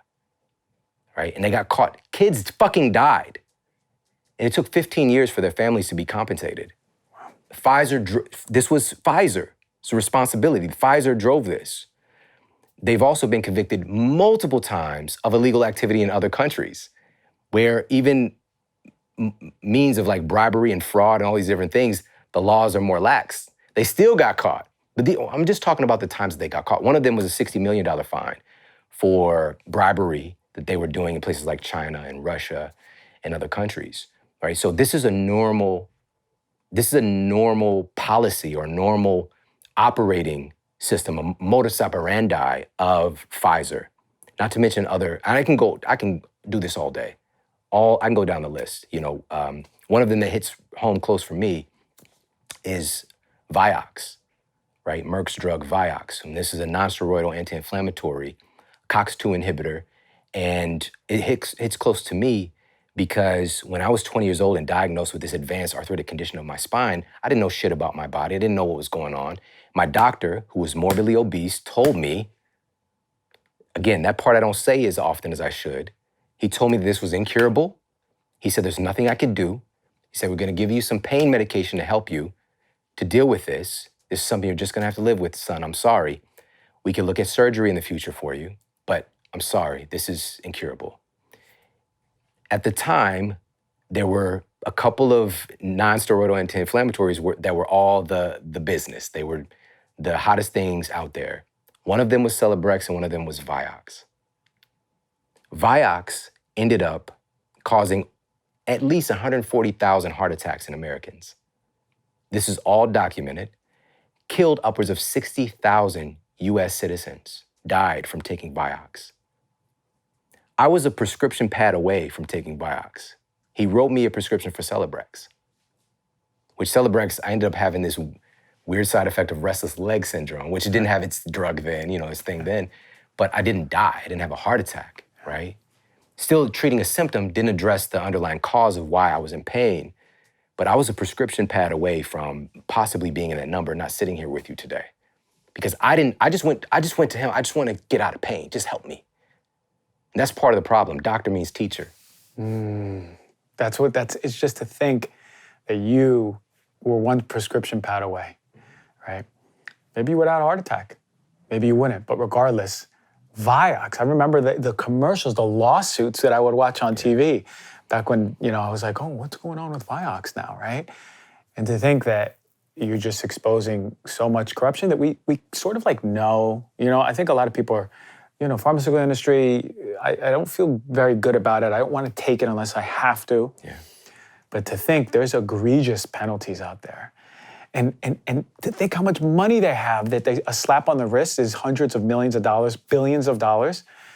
But man, it's now this is why we do what we do, right? Because great at emergent situations. My arm's falling off. You better give me some corticosteroids, for the thereafter. But man, the prevention stuff. This is where it's at. So yeah, I want to close this point too with Pfizer in particular, because obviously it's just still they're doing something good more recently. Obviously, news has come out recently about the clinical trials. But here's what I did, and I'm going to keep this as clean as possible. All right. What I do is, again, I'm very grateful to be able to have this network of individuals, but I reached out to the person who wrote the peer-reviewed paper. It's on the NIH's site, analyzing the outcomes from the vaccine trials of Pfizer and Moderna, all right? And the title of the study is Outcome Reporting Bias in COVID Vaccines. And this is by Dr. Ron Brown, epidemiologist. And that was the first. I didn't say, no, don't. I was just first of all, I hear 95%. I'm like, great, this sounds awesome. However, skepticism's there because I know who they are historically, right? And so I'm like, okay, this sounds good. Let me look at the data. I'm not just going to jump to any conclusions, assumptions. I'm not going to say that this is wrong and these guys are the worst. This might be a solution for people right now, especially in this heightened state of fear. And so I went to the source. I went to the guy who wrote, again, the peer-reviewed paper analyzing their data. And so recently it's come out that, it was never designed to stop transmission of the disease, right? This wasn't a clinical endpoint. Now, the problem with that, and of course, the fact checkers would throw the thing up, well, that's not new news. This was known. And one of the pieces that I put out in that clip that you're talking about was the head of the CDC saying that it stops transmission, the head of Pfizer saying multiple times that it stops transmission, and then, of course, it's filtering its way up to the president of the United States saying that it stops transmission in this nationally broadcasted thing. And that's not marked as misinformation when they did that shit, right? And also, it's stopping transmission was the launching pad towards discrimination for people who didn't have the passport or, to being able to access man, I got so many messages from people like, I lost my job because of this, Right. right? And it was on the grounds of these people who don't have it are carrying the infection potentially. The people who do have it don't carry the infection. Well, we know, and here's the crazy thing, all the way back in January and February of 2021, before the mask campaign, there was a study that was conducted in, I love it because it's a ward study, and it was done at a nursing home, a French nursing home. And the outcome from the study, this was published in JAMA, the Journal of the American Medical Association. Again, this was January, February of 2021, all right? And in the study, the outcome of the study was that vaccinated residents can carry and transmit COVID-19 to other residents. The vaccine status did not change anything, all right? So we had observational data, and in the clinical trial data that Dr. Brown went through with me, they had this very interesting, again, dictation of relative risk reduction versus absolute risk reduction, right? Have you talked about this on your show at all? So relative risk reduction is that 95%, 94%. Sounds fantastic. And it's true. That's a relative risk reduction. This is more of what a number like that would be used for is like comparing one trial to another. It's more of a clinician's stat versus what would be relevant for you as an individual, as a citizen in the real world.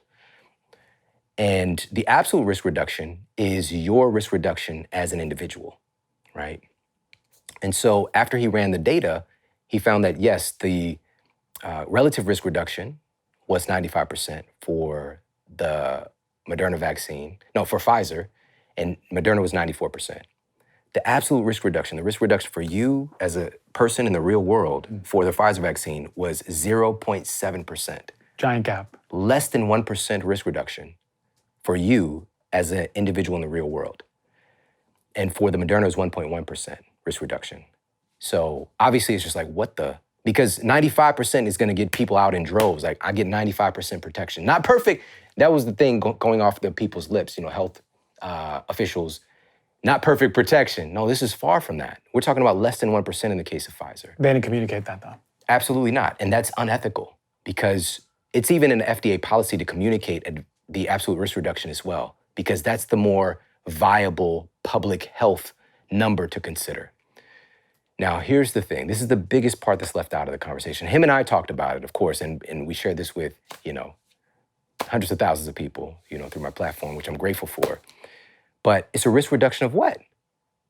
That's the thing. When you hear that in the beginning, 95% risk reduction of what? In the minds of the public, because of these officials saying that it stops transmission, that's what people were thinking initially. 95% reduced risk in getting it, in getting COVID, right? But that wasn't the case because that wasn't a clinical endpoint. And so also then they pivoted to, well, this is gonna keep you from getting severely sick. But that wasn't found as a clinical endpoint as well. In the study, it was a 95% relative risk reduction and a 0.7% absolute risk reduction in you developing mild symptoms. Wow. That's what the clinical endpoint was. It was not found to reduce hospitalizations or infections or even death in the clinical trials. It just wasn't, and that's okay. It just wasn't. That messaging changed based on observational data, right? From, we could just say from hospital intakes, that it reduces hospitalizations. But here's a fundamental problem in science. Like this is known. This is a basic premise of science. Observational data does not show causality. It can't. It can show a correlation, but it cannot show that taking this thing created this thing because there's too many confounding factors. Yeah. And there's such an open place to create bias because it's not a randomized, placebo-controlled study where you can see that this intervention caused this thing. And part of it in the last little part that I'll share, and again, I'll give you the link for this, I was looking at one of the observational studies used to create that narrative that, this is a pandemic of the unaffiliated, the uninjected, and that hospitals were filled with people who weren't getting this particular new medicine. And so this was published by the CDC. And because it's an observational study that can create their own structure of things and create their own messaging. And what they did was they literally eliminated from the hospitalization count anybody who had a pre-existing immunosuppressing condition, which is any chronic disease. So heart disease, diabetes, obesity, even depression, all right? All of these people were just eliminated from the data set. The people who supposedly needed this the most, they took them out. If they were hospitalized, if they had been vaccinated twice with Pfizer's vaccine, and yet they were obese, they fucking took them out of the count. Whoa.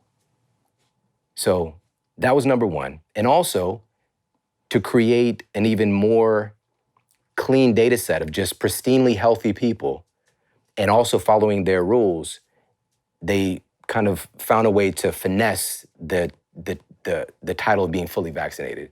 So if they had 2 different vaccines, then they weren't counted. If they had something other than Pfizer, Moderna, and Johnson & Johnson, they weren't counted. If they didn't meet that 2-week thing, it's like all of these things, they just took people out. Even if they were hospitalized, even if they were vaccinated, they just took them out of the count and create this clean little data set. Like, it's just like, I don't want these unhealthy people messing up our data. Yeah. I don't want people who've gotten vaccinated, like we said, but not like the way that we specifically want in this study.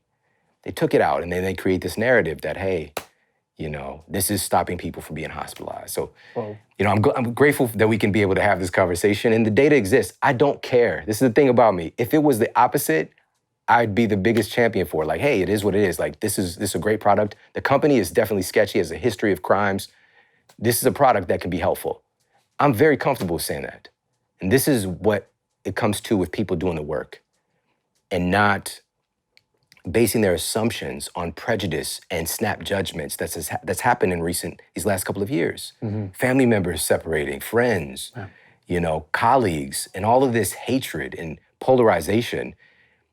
It's largely because we're not taking the time to just digest things, and we take our bias and we start to ground ourselves in it, especially when we're riddled with fear, especially if we've been impacted and we've had someone taken from us, whether it's literally their life or them distancing from us, right? It can start us to dig our heels in, and we don't start to see with a meta perspective on this stuff. Yeah. And so for me, again, I'm not gonna sit back and let them paint a narrative that it's not true and not say something about it. Yeah. Because it exists, like the data exists. The clinical trial did not show that this stops transmission. It did not show that it prevents severe infections or stops hospitalizations or that it stops people from dying. So what it is at the end of the day, that the industry itself has made $100 billion plus. It's a shitty product. It's a really, really low quality product. They kept changing the narrative on. They kept explaining away, and they got away with it. And here's the thing, and why this matters right now, they're still getting away with it as it's getting added to a vaccine schedule for children. On what grounds? On what grounds? Yeah. They've got a lot left over right now because the show up for the next booster just didn't happen like they wanted because more of the data start to come out. Right. People start educating and backfiring of people like you talking about it and listening to it, right? Which is wild because I've known a lot of people who've gotten the vaccine who've gotten really sick, right? Actually, more people who I know got the vaccine, at least in my life, got sick versus I can name maybe one person who didn't get sick, but he's like Superman, So it's beautiful that you highlight that. I'm not gonna say again any names, but somebody very close to me, their teacher at school just got the booster out of school for the week. Yeah, very common, man. Now again, then we can get into this place. Well, if he didn't have it, if he didn't have the booster, then this thing could have taken him out. That's all theoretical. That's theoretical. And that's just another narrative. Like, I'm so grateful, like when Albert Bourla, the CEO of Pfizer, double vaccinated 2 boosters, and then he got COVID. Yeah. He's like, I'm so grateful that I got all these, Because I would have died. Because I would have died. Yeah. That is completely theoretical because we can't go back in time and take it all out of his body. Right. And then see what would happen. Right. Because again, it's theoretical because it was not shown in the randomized placebo-controlled clinical trials. That's what we're talking about. We can talk about observational data all day. It does not show causality. Observational data is used to affirm or even drive clinical trials. It is not in and of itself showing causality. This is a basic tenet in science, another thing that we were just like, fuck it. Our leading health professionals, colleagues, people who are in positions of power, even in the US government, the Surgeon General, whatever, just abandoned a basic tenet in science. Like, this observational thing is saying this, but this does not show causality. It was just, literally, it just got deleted from their mental Rolodex because of a narrative. We got to drive this narrative. And that drive is coming from, this is the last thing I want to share, it's coming from the influence that pharmaceutical companies have within our government. Just in the time span leading up to the 2020 election, the pharmaceutical industry had about 3 lobbyists per Congress member. Wow. Right? Far more than any other industry. Yeah. And also they invested 50% more money into the United States Congress than any other industry. Wow. Right? In 2020, 2/3 of United States Congress members cast a check from the pharmaceutical industry. Now, we can get into this place where, again, we've got Congress members that we support. We're like, they're championing our message. The way that it's constructed right now, it is so difficult to not have the tentacles of this system integrate itself into your life. Because it's just, if you want to get elected, like getting a check, but then you're in their pocket, And so, not to mention the FDA and the integration there, it is so wrong on every level. 9 of the 10 last FDA commissioners, the top office in the FDA, have left to get high-paying positions with pharmaceutical companies. Whoa. Yeah. Taking their fucking insider information with them. They don't Men in Black them. No, they're taking that with them. They know how to work the system. And not only that, because of the advent of user fees, under this guise of helping to get more drugs to United States citizens, we'll let drug companies fund the FDA so that we can have more resources for faster drug approval. That makes so much sense. Now, FDA, about 50% of their budget is from drug companies. The FDA gets billions of dollars every year from drug companies. 75% of their scientific review budget comes from drug companies. It's so absurd. And I'm just scratching the surface on how the system works. This was published in the journal Science. They did a review, because there's a physician board review when a new drug is proposed, who reviews the drug for approval.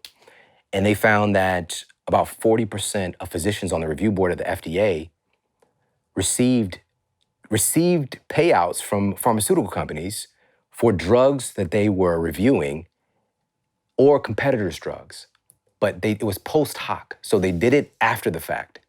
And it's completely legal. This is why it's not hidden. They didn't get it at the time. It might be 6 months later where they get, and some of these guys literally got $1 million, 6 figures, maybe 15,000 or a grant, right? The drug company is providing them later on. And this is so unethical. But the way that our system is constructed, it allows it to happen. And so until we address these things, there's going to be corruption. There's going to be bribery. There's going to be the appearance of innovation, because another one of the recent studies, and I shared this within that post that I shared, and this was more, and I'll give you the link for this as well. This is more looking at the legal side. So this was a journal dedicated to legalities and ethics and healthcare policy. And they found that within the time span that they had looked at, it was about 20 or 30 years, the drugs that were approved by the FDA, 90% of those new drugs that made hundreds of billions of dollars for pharmaceutical companies were not as good as or better than drugs that already existed. 90% of them, right? So again, your patent is about to run out on Celebrex, so you create, we got a time-release Celebrex now. Right. And if you actually look at the clinical trial data, it doesn't perform better than this thing, creates the illusion of innovation, makes all of this money. The big reason that there's so much lobbying going on recently, just within the last few years with drug companies, is that they're really fighting to make sure that there's no checks and balances on how much they can charge for drugs. They want to be able to stay in control of that themselves and just keep hiking these prices up. and creating the illusion like, oh, we need to get more access to healthcare. For what? Like, it's a system that profits from our collective degradation and sickness. You know, so again, until we create a true healthcare and wellness industry and revolution to where health is the tip of the spear and prevention, right? That's until that point, you know, we're going to continue to struggle and continue to outsource our bodies and the bodies of our families to entities that profit from our demise. Which is a sick care system, all sick care in the way you highlight it. What made me, when you talked about the FDA official on the board, on the team, I thought about the show Dope Sick. Have you seen this one? Yeah, On absolutely. OxyContin, and they had the guy from the FDA working for Purdue Pharma, and he had all of the insider information. He told them exactly when to file, how to do it. He helped them write their approval. Write their approval, which is crazy. And that is happening. I mean, that was a true story, but it's happening more than we ever think. So, man, look, we could do another 2 hours, but you're a busy guy. I know you got a long schedule. And I think we really hit on so many important parts, man, from metabolism, losing fat, brain, gut, more brain, then moving into the really good stuff where we were talking about all the corruption, which needs to be highlighted without fear. And what I appreciate the most is that if you saw it differently in studies, you communicate it differently, right? You checking your bias is the way that I would really suggest that all these influencers on Instagram and all over the place do the same, right? Take out the bias, read it. What does it say? Please communicate it, what it says. What is the breadth of it? And then I can go from there. And that's what you do. So I appreciate it. You have a book coming out soon, right? Well, it's coming out in a year. Coming out in a year. Okay, but can you just get, what's brewing in there? Do we know? Can we know? So my first book, Sleep Smarter, international bestseller, 22 different countries translated in now. And it helped to create this movement of sleep wellness. And this was, the first iteration I wrote in 2013, 2014, I believe. And there had never been an international bestseller with a sleep wellness related book because the topic tends to be boring. Because right? we're sleeping through it. Yeah. And like, again, some of the people that have written some of these books, these are my friends now, you know, my friends and colleagues, but it just didn't catch on. And there was something special about this book, and I just believe that it was really simply because I made sleep attractive. I made it tangible. Like, here are some very practical, clinically proven things you can do today. Like, just do these things. Versus being so much theory and so much focus on the problem.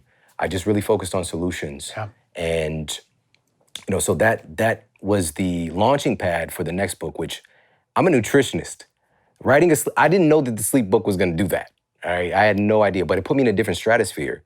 So when I talk about food, I have a bigger audience, a lot more hearts and eyes and ears are watching and listening. And so when Eat Smarter came out, it was it's so weird even saying this, it was the #1 new release of all books in the United States until we ran out of stock because it came out right in the middle of COVID-related shipping delays and printing delays. I remember that. Yeah, so it was heartbreaking. But it still ended up just crushing it. Once they came back in stock, they were sold out again immediately the same day. But then once the coffers were filled and it was able to have its long tail effect, it's been crazy. It's been amazing. That brings us to the latest book, which because of the success of Eat Smarter, and thank everybody who got a copy of that book, very, very special. And, you know, it's a big idea book about nutrition, but it's also very practical too.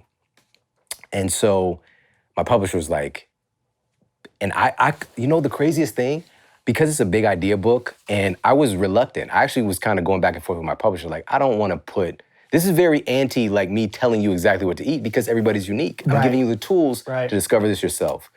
And so I was reluctant in putting like specific recipes or like a food plan in the book, but I did.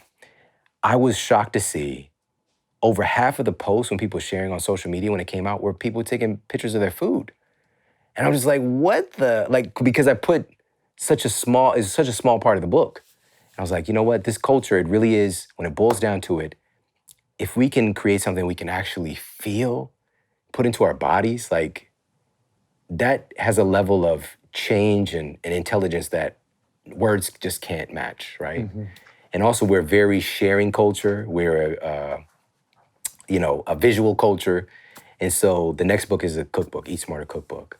I'm excited for And that one, man. yeah, but here's the thing. It's called the Eat Smarter Family Cookbook. And we're digging in really on the data on our health outcomes being influenced by eating together with friends and family. It's a game changer. Essential. Everyone needs to be sitting down multiple times a week with their family or friends. And I can't wait to read all of these studies that you're going to be putting in there, all the data, how you synthesize it, and then making some good food, man. I ain't that hard to cook, but I guarantee my girlfriend will be going off on those. I'll be cleaning the dishes. Let's go. Yeah, it's a team effort. You know how it is. It's a team effort, brother. Your podcast, obviously, Model Health Show, it's amazing stuff. How do people find you? Websites or Instagram? Awesome. Yeah, so the Model Health Show, and I'm on Instagram at Shawn Model on Instagram. And I pop in, like I just said earlier, I pop in on Twitter every now and then, so I'm at Shawn Model on Twitter as well. And yeah, those are the best places to find me. And of course, you can pick up Eat Smarter and Sleep Smarter anywhere books are sold. Of course, support your local bookstores, but Amazon, Barnes & Noble, all the good stuff. We had a national campaign with Target. I used to work at Target when I was, in high school. How times have changed. Right. How times have changed. So yeah, you can pick them up anywhere the books are sold. All right, so viewers, listeners, go check it out. Man, I gotta thank you, our resident guest. You see, you're resident here too, man. Every few months, every 6 months, we have you back on. I appreciate you, man. Your breath of fresh air, your breath of information, your breath of innovation. Shawn, my man, thank you. Thank you, man. I appreciate you.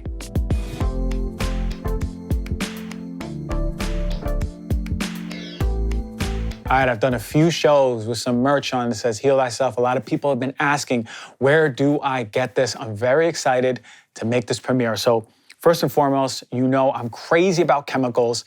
It took a long time to launch this because we had to find the right brand to work with to make sure that we're getting organic materials out to you and sustainable. Very important for me to get behind, you know that. So what we have here is a beautiful crew neck, organic cotton, Heal Thyself, gray.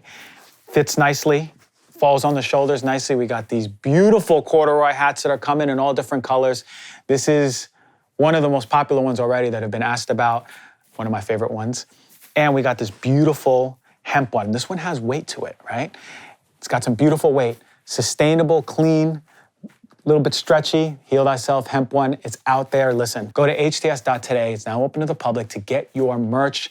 Like I said, all organic cotton, all organic materials, all sustainable, the best of the best for you. You can be swagged out on the Heal Thyself merch, and I'm excited to see it. Perfect timing for Black Friday, perfect timing for the holidays coming up. I know a lot of you say, hey, my husband loves your show, my wife loves your show. Look at this. Now you got a gift of the hottest swag out there, the cleanest swag, sustainable, the best of the best.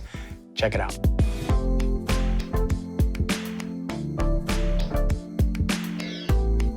Okay, this trend has been spreading like wildfire. My God, I've been seeing it all over TikTok, all over Instagram. You don't know how many people DM me, hey, Doc G, should I be sunning my butthole in my career? I got this white coat on, and from all these nuance and complex studies that I'm reading and all the medical textbooks, all the library books I'm reading and published studies.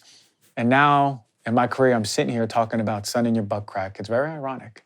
But all jokes aside, if you Google butthole or perineal sunning, you will see a lot of articles.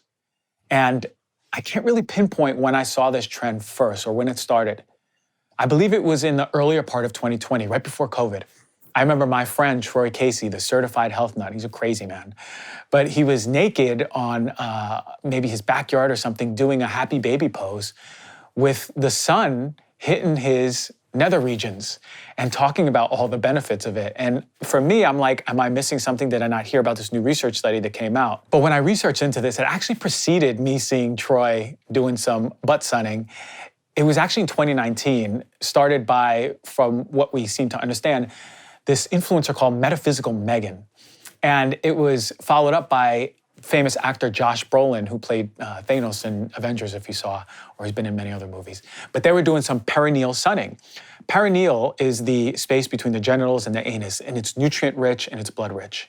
Now, according to the Journal of Medical Internet Research, they did a study in 2020, and they said, after this post that went viral, there was a 919% increase of searches for perineal and butthole sunning through December 31st. Now, what I saw was a few biohacker buddies starting to do the same thing, and it became a trend. It was big, but not too big, and then it died off pretty quick. I didn't really hear about it for 2 years. And then it came back with a vengeance. I started seeing it all over TikTok again and Instagram. And now people were saying, hey, this is amazing because you're absorbing light. It's sucking up light more than any part in the body is what people are saying, right? You're getting more sun energy in the regions that don't shine. And it's balancing your hormones and increasing libido and bettering your sleep, etc. So let me start by saying this. There ain't no studies on showing the benefit of perineal or butthole sunning. And on the contrary, I'd stay away from it. Or if you choose to do this, only do it for a few minutes. Now, don't get me wrong. I'm a big advocate of letting the sun hit your naked body. When I lived in Topanga, I would tan naked daily, right? But why am I not a fan of direct sun hitting your dark parts? Well, the skin is super sensitive there, and it's extremely vulnerable to burn. And through prolonged practice, more and more burns and then predisposition to skin cancer. And one of the most dangerous things is when you have skin cancer growing in a spot that you ain't seeing every single day. Now, the skin is really thin here. So even a small amount of the sun rays can cause a painful burn. And this is exactly what happened to Josh Brolin. As he quoted on his social media, "My pucker hole is crazy burned," he wrote. And he added, "I was going to spend the day shopping with my family, and instead I'm icing and using aloe and burn creams because of the severity of the pain." And of course, it's a thin area that doesn't get a lot of sun. It didn't evolve to get a lot of sun. So when you're exposing yourself in happy baby pose or whatever, your nether regions, and getting a lot of sun, you're predisposing yourself to burn really fast. So now let me take a step back. You know how I feel about the sun. You know how I feel about skin cancer. And yes, the sun can be damaging and it can lead to skin cancer. But no, it's not exclusively because of the sun. And yes, there's a major piece that has to do with it, but it's more so your antioxidant and inflammatory status. The more inflamed you are, the less antioxidants you have in your body, the less equipped you are to handling the powerful rays of the sun. Now, personally, I know before I go in the sun, before I'm having a beach day, or I know I'm gonna be playing Frisbee outside for a long time, I'm eating chlorophyll-rich foods. A lot of dark leafy greens. I'm drinking matcha. I'm actually taking chlorophyll as a supplement before because I know I'm replenishing my antioxidants so I don't burn. And guess what?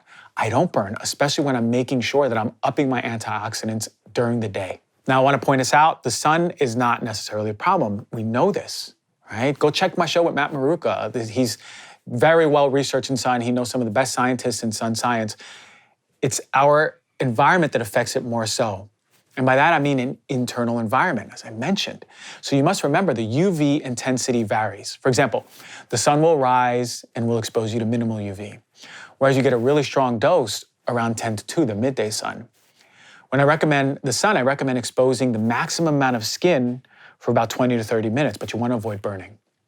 Now, when the body's antioxidant system is not working correctly, it's not quenching reactive oxidant species, those free radicals that are caused by the stress of the sun. Some of these free radicals are just made in the body naturally through its processes, but yes, the sun can cause damage in especially an unhealthy antioxidant depleted individual. So what happens, the protective mechanism is down in your cells. Skin cells, particularly the membrane, is affected. And then the DNA is damaged, mitochondrial DNA is damaged, lipids, proteins, enzymes begin to dysfunction. So this is a problem in an unhealthy body.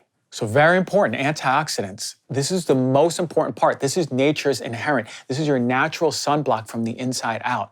And the more antioxidant density you have in the body, the more quenched you are with antioxidants, the less inflamed you are, the better you are protected against the sun. Now, the reason fruits and veggies are the healthiest foods on the planet are, for my book, they trump animal products, is not only because of the fiber, but the antioxidants. The antioxidants in plants are unmatched. And they're everything for longevity, for cancer prevention, for inflammation, and of course, skin health. But what worsens skin issues or skin health is when the body's antioxidant system is not working properly. It is not quenching those reactive oxidant species that are being created, like hydroxyl radicals, superoxide, peroxyl, alkoxyl radicals, the singlet oxygen, hydrogen peroxide, and organic peroxide. Some are made as byproducts, as I mentioned, naturally in the body, but when you're being exposed and not being able to quench these from the sun can be a problem. So Others come from the ones mentioned earlier, right? Excess UV rays, ionizing radiation, we know, like X-rays or gamma rays.